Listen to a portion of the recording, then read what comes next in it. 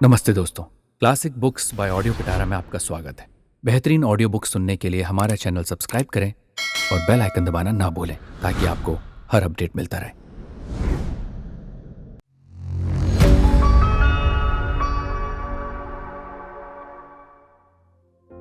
कहानी कला, जयशंकर प्रसाद। उसके पिता ने बड़े दुलार से उसका नाम रखा था कला। नवीन इंदु कला सी वो अलोकमीय और आंखों की प्यास बुझाने वाली थी। विद्यालय में सबकी दृष्टि उस सरल बालिका की ओर घूम जाती थी, परंतु रूपनाथ और रसदेव उसके विशेष भक्त थे। कला भी कभी कभी उन्हीं दोनों से बोलती थी, अन्यथा वो एक सुंदर नीरवता ही बनी रहती। तीनों एक दूसरे से प्रेम करते थे, फिर भी उनमें डाह थी। वो एक दूसरे को अधिकाधिक अपनी ओर आकर्षित देखना चाहते थे। छात्रावास में और बालकों से उनका सौहार्द नहीं। दूसरे बालक और बालिकाएं आपस में इन तीनों की चर्चा करती। कोई कहता, कला तू इधर आंख उठाकर देखती भी नहीं। दूसरा कहता, रूपनाथ सुंदर तो है किंतु बड़ा कठोर। तीसरा कहता, रसदेव पागल है, उसके भीतर न जाने कितनी हलचल है। उसकी आंखों में निश्चल अनुराग है, पर कला को जैसे सबसे अधिक प्यार करता है। उन तीनों को इधर ध्यान देने का अवकाश नहीं। वो छात्रावास की फुलवारी में अपनी धुन में मस्त विचरते थे। सामने गुलाब के फूल पर एक नीली तितली बैठी थी। कला उधर देखकर गुनगुना रही थी। उसकी सजन स्वर लहरी अवगुंठित हो रही थी। पतले पतले अधरों से बना हुआ छोटे से मुंह का अवगुंठन उसे ढकने में असमर्थ था।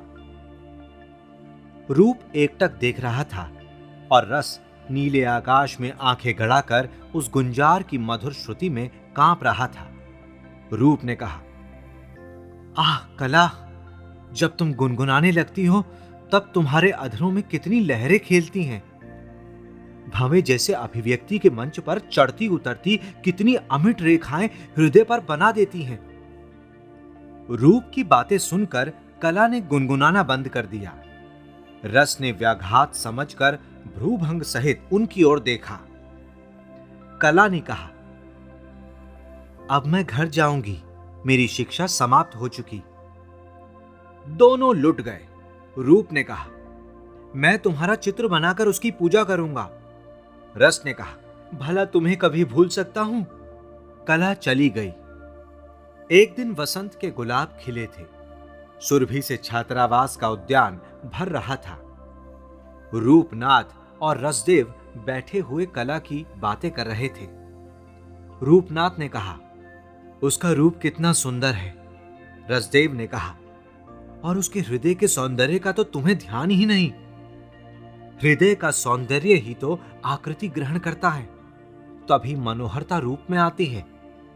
परंतु कभी कभी हृदय की अवस्था आकृति से नहीं खुलती, आंखें धोखा खाती हैं। मैं रूप से हृदय की गहराई नाप लूंगा। रसदेव, तुम जानते हो कि मैं रेखा विज्ञान में कुशल हूं। मैं चित्र बनाकर उसे जब चाहूंगा प्रत्यक्ष कर लूंगा। उसका वियोग मेरे लिए कुछ भी नहीं है। आहा रूपनाथ, तुम्हारी आकांक्षा साधन सापेक्ष है। भीतर की वस्तु को बाहर लाकर संसार की दूषित वायु से उसे नष्ट होने के लिए। चुप रहो, तुम मन ही मन गुनगुनाया करो। कुछ है भी तुम्हारे हृदय में? कुछ खोलकर कह या दिखला सकते हो? कहकर रूपनाथ उठकर जाने लगा। क्षुब्ध होकर उसका कंधा पीछे से पकड़ते हुए रसदेव ने कहा, तो मैं उसकी उपासना करने में असमर्थ हूं? रूपनाथ अवहेलना में देखता हुआ मुस्कुराता चला गया। काल के वृषंखल पवन ने उन तीनों को जगत के अंचल पर बिखेर दिया, पर वो सदैव एक दूसरे को स्मरण करते रहे। रूपनाथ एक चतुर चित्रकार बन गया। केवल कला का चित्र बनाने के लिए अपने अभ्यास को उसने और भी प्रखर कर लिया। वो अपनी प्रेम छवि की पूजा के नित्य नए उपकरण जुटाता। वो पवन के थपेड़े से मुंह फेरे हुए फूलों का श्रृंगार चित्रपटी के जंगलों को देता। उसकी तूलिका से जड़ होकर बाह्य दृश्य अनेक सुंदर आकृतियों की विकृतियों में स्थायी बना दिए जाते। उसकी बड़ी ख्याति थी, फिर भी उसका गर्वान्वित सिर अपनी चित्रशाला में आकर न जाने क्यों नीचे झुक जाता। वो अपने अभाव को जानता था, पर किसी से कहता ना था। वो आज भी कला का अपने मनोनुकूल चित्र नहीं बना पाया। रसदेव का जीवन नीरव निकुंजों में बीत रहा था। वो चुपचाप रहता, नदी तट पर बैठे हुए उस पार की परियाली देखते देखते अंधकार का पर्दा खींच लेना, यही उसकी दिनचर्या थी। और नक्षत्रमाला सुशोभित गगन के नीचे अवाक निस्पंद पड़े हुए सुकुतूहल आंखों से जिज्ञासा करती उसकी रात्रिचर्या। कुछ संगीतों की असंगति और कुछ अस्पष्ट छाया उसके हृदय की निधि थी, पर लोग उसे निकम्मा, पागल और आलसी कहते। एकाएक रजनी में सरिता कलोल करती हुई बही जा रही थी। रसदेव ने कल्पना के नेत्रों से देखा।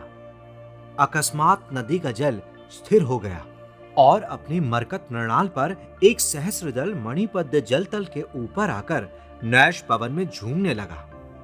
लहरों में स्वर के उपकरण से मूर्ति बनी, फिर नूपुरों की झनकार होने लगी।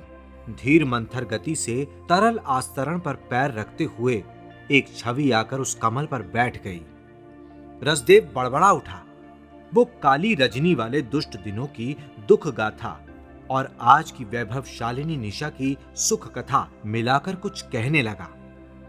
वो छवि सुनती सुनती मुस्कुराने लगी, फिर चली गई। नुपुरों की मधुर मधुर ध्वनि अपने संगीत का आधार उसे देती गई। विश्व का रूप रसमय हो गया, आकृतियों का आवरण हट गया। रसदेव की आंखें पारदर्शी हो गई। आज रसदेव के हृदय की अव्यक्त ध्वनि सार्थक हो गई। वो कोमल पदावली गाने लगा। नगर में आज बड़ी धूमधाम है।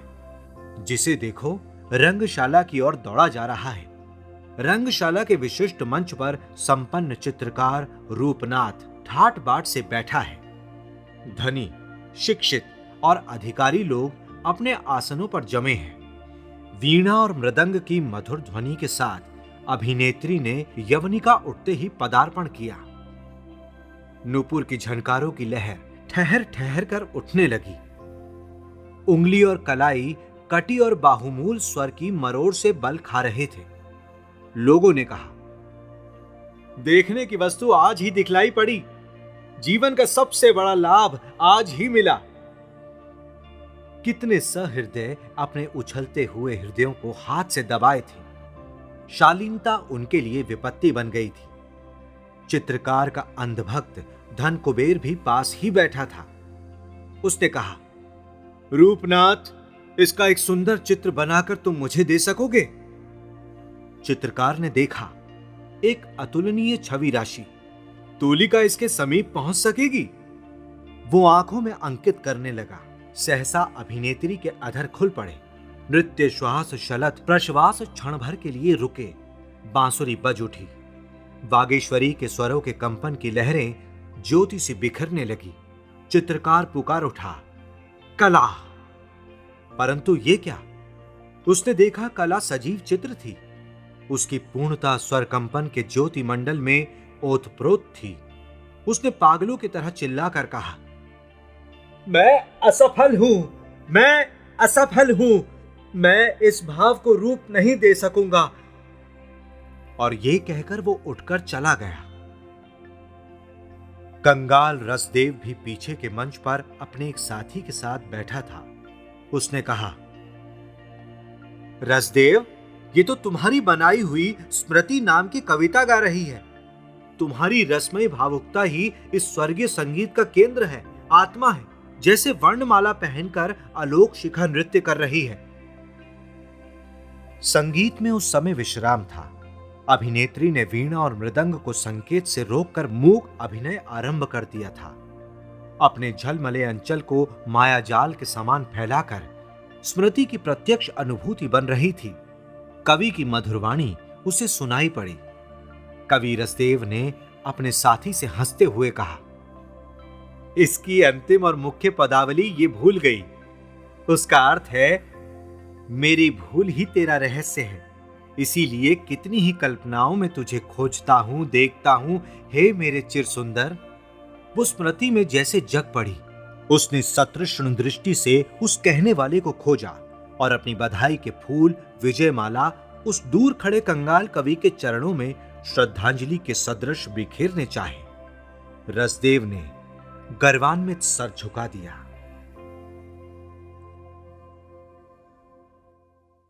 ऐसी ही इंटरेस्टिंग किताबें कुछ बेहतरीन आवाजों में सुनिए सिर्फ ऑडियो पिटारा पर।